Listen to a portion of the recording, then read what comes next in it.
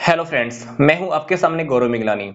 तो अब हम एक बार फिर से बैंक रिकंसिलिएशन स्टेटमेंट का प्रैक्टिकल क्वेश्चन डिस्कस कर लेते हैं।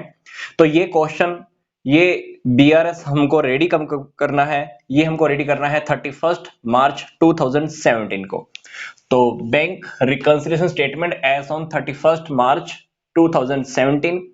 तो फर्स्ट इक्वेशन फर्स्ट स्टेटमेंट के अकॉर्डिंग हमको क्या दिया हुआ है? Credit balance as per cash book. Credit balance as per cash book कितना? 25,000। क्वेश्चन में आपको सॉल्यूशन सिर्फ यही दिखाना है। ये तो पासबुक और कैश बुक जो मैंने आपके सामने बनाई हुई है, ये सिर्फ आपकी अंडरस्टैंडिंग के लिए है, ताकि आपको पॉइंट्स बिल्कुल क्लियर हो जाए कि यहां पर आखिर बीआरएस हम कैसे और क्यों रेडी कर रहे हैं। Statement number 2, checks paid into the bank for collection 60,000। हमने बैंक्स में चेक भेजे थे 60,000 के कलेक्शन के लिए। तो मेरे को लगा था कि 60,000 मेरे अकाउंट में आ जाएंगे, पर आगे देखिए क्या बोल रहा है। But cheques of 24,000 could only be collected in the March 2017। जब तक हम कैश बुक और पासबुक की मैचिंग कर रहे हैं, बोले तो मार्च 2017 तक हमारे बैंक में सिर्फ 24,000 के चेक ही कलेक्ट हो पाए हैं। तो मतलब आपको क्या लगा था 60,000 आ जाएंगे, पर रियलिटी में कलेक्ट कितना हुआ सिर्फ मार्च तक? 24,000। 36,000 की पेमेंट आपको क्या करनी होगी? माइनस करनी होगी कैश बुक की अगर हम बात करें। तो यही 36,000 जो आपके बैंक में रियलिटी में आए ही नहीं है। फिर से देखिए मैं क्या कहना चाहता हूं। हमको लगा था कि हमारे अकाउंट में 60,000 आ जाएंगे, पर बैंक में आए कितने हैं? सिर्फ 24,000। तो जो नहीं आए आपके बैंक में, जो आपके बैंक में डिपॉजिट हुए ही नहीं है, वो कितने के हैं? 36,000। तो 60,000 में से आप 24 माइनस करके देख लीजिए तो कितना आ जाएगा? 36,000। तो 36,000 आपको यहां पर माइनस करना है। बट यहां पर तो कैश बुक हमारी क्लोज हो चुकी है, तो आप 36,000 को आप यहां लिख सकते हैं। तो यहां पर 36,000 माइनस आइटम्स में लिख दिया, और सामने आप जो भी ट्रांजैक्शन का नेम है वो आप लिख सकते हैं। क्या लिखेंगे? Cheque sent for the collection but not yet collected by the bank. हमने चेक 36,000 के बैंक में भेजे हुए थे, अभी तक कलेक्ट नहीं हुए। टोटल तो कितना था? 60। उसमें से 36,000 एक ऐसा अमाउंट है जो कलेक्शन में अभी तक नहीं आया है। आगे देखिए transaction number 3। A check of 3,500 issued to a creditor was entered by mistake in the cash column. हमने किसी क्रेडिटर को 3,500 का चेक इशू किया था, और आपने गलती से वो कहां लिख दिया? कैश बुक के कैश कॉलम में। लिखना कहां चाहिए था? बैंक कॉलम में।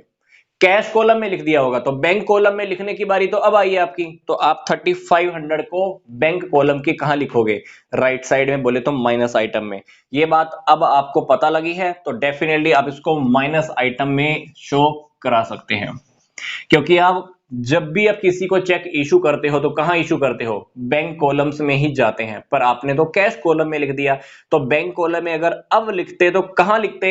यहां पर माइनस साइड में। तो वही आपने बीआरएस में प्रेजेंट कर दिया।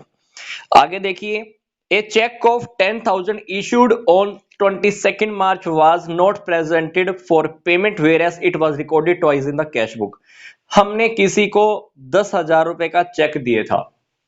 10,000 का आपने किसी को चेक दिया होगा, तो आप जब दिया था तो आप यहां पे लिखते हैं पेमेंट के लिए दिया था।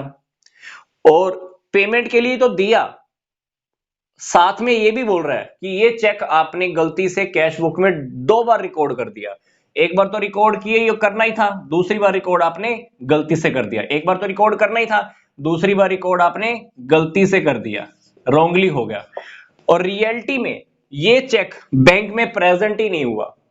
रियलिटी में ये चेक बैंक में प्रेजेंट ही नहीं हुआ। जिस पर्सन को आपने दिया था वो आपके बैंक से पेमेंट लेने के लिए ही नहीं गया, उसने चेक बैंक में लगाया ही नहीं होगा, लगाया नहीं होगा अब तक, तो ये पेमेंट बैंक में से गई ही नहीं है।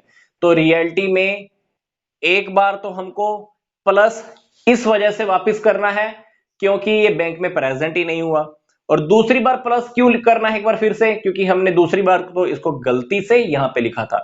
तो हमको 10,000 प्लस 10,000 बोले तो 20,000 प्लस आइटम में रिप्रेजेंट करना होगा। पहला कारण, पहली वजह क्यों? क्योंकि वो बैंक में प्रेजेंट ही नहीं हुआ। आपकी बैंक बैलेंस कम ही नहीं हुआ तो आप वापस प्लस करेंगे। और दूसरी बार आप प्लस क्यों कर रहे हैं? क्योंकि ये पेमेंट आपने 2 बार लिख दी थी अपनी कैश बुक की क्रेडिट साइड में, तो आपको टोटल 20,000 वापस प्लस साइड में प्रेजेंट करना होगा। अब आगे देखिए, एक बिल रिसीवेबल है 8,000 का, previously discounted with the bank had been dishonoured at the bank charges debited in the passbook amount to 125। आपने पहले से कोई बीआर डिस्काउंट कराया होगा बैंक से 8,000 रुपए का, तो वो अभी डिसऑनर हो गया है और बैंक ने उसके ऊपर 125 बोले तो 125 रुपीज के चार्जेस भी लगा दिए हैं। तो 8,000 तो आपके माइनस हो गए होंगे और 125 के चार्जेस भी लग गए होंगे। तो ये बात आपको कहां से पता चली? पासबुक से। आपको अपना बैंक बैलेंस कम करना है, कम करोगे तो कहां पे लिखते हैं? इधर। बट आपको बीआरएस की हेल्प लेनी है तो डेफिनेटली आप इसको यहां पे लिख सकते हैं 8125। चाहे तो 8,000 का अमाउंट अलग दिखा दे, 125 का अमाउंट अलग दिखा दे, बट आपको ऐसे प्रेजेंट करना होगा। आगे देखिए, इन द कैश बुक एक bank charges of 150 was recorded twice. Cash book को देखने से पता लगा कि हमने बैंक चार्जेस 2 बार रिकॉर्ड कर दिए हैं, क्योंकि बैंक चार्जेस यहां पे कहीं लिखे हुए होंगे। कभी पहले बैंक ने चार्जेस कट किए होंगे 150 रुपीज के, तो आपने उसके अकॉर्डिंग अपनी कैश बुक में लिखा होगा। तो 150 वहां पे भी लिखे हैं, 150 यहां पे भी लिखे हैं, ये तो ओके है। पर आपने गलती से 2 बार लिख दिए, 150 आपका एक्स्ट्रा लिखा गया कहां पर? कैश बुक में। तो 150 आपको क्या करना है? वापस प्लस करना है। तो कहां पे करोगे? बीआरएस के अंदर। तो 150 यहां पे प्लस कर दीजिए और यहां पर सामने ट्रांजैक्शन का नाम लिख दीजिए कि this item was recorded twice in the cash book. और इसी के साथ साथ बोल रहा है कि एक बैंक के चार्जेस हैं 40 रुपीज के जो आपने रिकॉर्ड ही नहीं किए हैं। 40 रुपीज आपको पासबुक में देखने को मिले होंगे, बैंक ने बैंक के चार्जेस काटे होंगे 40 रुपीज, और आपने पासबुक में तो देख लिया, कैश बुक में अब तक लिखा नहीं है। तो लिखते तो कहां लिखते? माइनस में। तो बीआरएस में चले जाइए, बीआरएस में आप माइनस आइटम में इसको शो करा दीजिए। तो सारी ट्रांजैक्शन जब आप रिकॉर्ड कर लेंगे तो उसके बाद क्या करना? बस इसको क्लोज कर देना। क्लोज करेंगे तो आपके पास बैलेंस आ जाएगा 20150 और ये हो गया टोटल 72665। तो जब आप माइनस में से प्लस वाली आइटम्स को माइनस करोगे तो क्या होगा? 52515।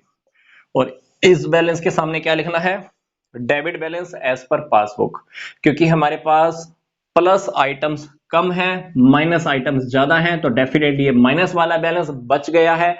तो इस बैलेंस को हम कह सकते हैं debit balance as per passbook या overdraft balance as per passbook. Question की शुरुआत कहां से की थी? कैश बुक से। और लास्ट में जब हम ये लाइन लिखेंगे तो क्या लिखेंगे? Debit balance as per passbook. मिलता हूं जल्दी से मैं आपको नेक्स्ट वीडियो में।